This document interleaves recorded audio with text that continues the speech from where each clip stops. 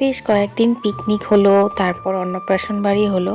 তো খুবই rich rich খাওয়া হয়েছে, সেই জন্য আজকে ভাবছি একদম মাছ মাংস কিচ্ছু করব না, ডিম আর তোমার মসুর ডাল দিয়ে দারুণ একটা রেসিপি বানাবো।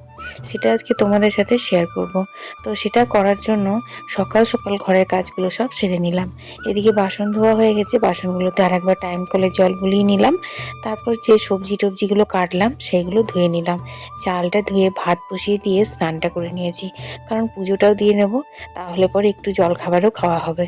কারণ ঘরের কাজ তো রয়েছে, তার মধ্যে তো নিজের সময় মতো একটু খাওয়া দাওয়াটাও দরকার, কি বলো বন্ধুরা? এখন আমি ফুল তুলে নিচ্ছি।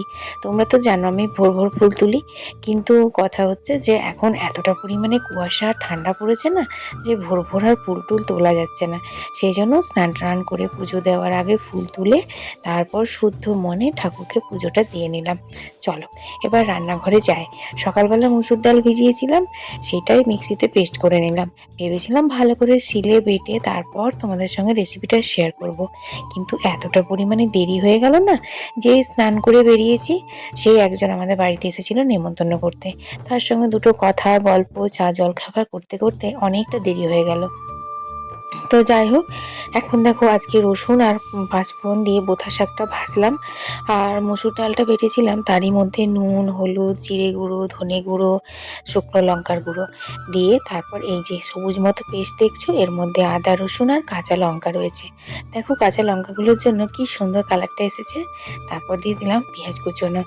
এরপর দুটো ডিম ছিল, সেই দুটো ডিম এটার সাথে মিশিয়ে ভালো করে ফেটিয়ে নেব। জানো তো বন্ধুরা, আগেকার দিনে মানুষরা বলতো যত কম খরচে সংসার চালা যায়, ততই কিন্তু ঘরের গৃহিণীরা লক্ষ্মী রূপ পায়, মানে ঘরের গৃহিণীদেরকে লক্ষ্মী বলা হয়।